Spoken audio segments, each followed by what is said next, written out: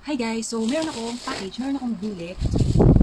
Actually, ito yung crackers from OK. Ito yung, yung favorite ko doon. Ang natitikman ko pa lang kasi, yung spicy vinegar at saka yung jalapeno. Tapos, mas gusto ko yung spicy vinegar. Kasi yung spicy vinegar, pwede na talaga siyang pang-ulam. Pwede na naman din pang-ulam yung jalapeno. Pero yun kasi, ididip ko siya sa vinegar. So ito, marami nagsasabi na masarap dito. Ito yung sour cream. Tapos, lagi kong sold out. So, nakalimutan ko na nga ito eh. Naalala ko lang, sold na ako. Kasi every time na nakikita ko ito dati, ano na siya, sold out. So, yun. Excited ko. Tuloy din siya. Ayan.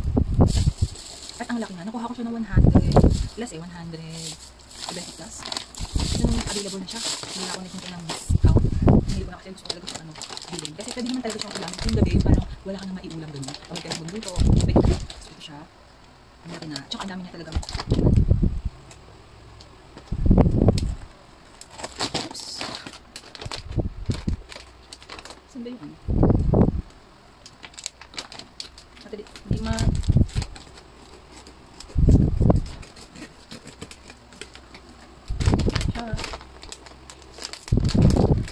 Maganda din dito. May ziplock siya. So, itsura niya. Yung laman niya. Kaya madami din talaga. Amoy maasim.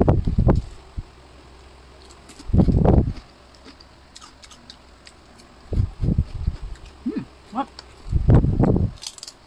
May asim na din siya. Tapos may cheese. Para sa akin, ang pinaka-top 1 ko pa rin yung spicy vinegar. Tapos itong sour cream. Ito, sour cream. Tapos yung jalapeno. So, tatlo pala yung natitikman ko. May dalawa pa. So, kung gusto nyo din, nasa yellow basket ko lang yan.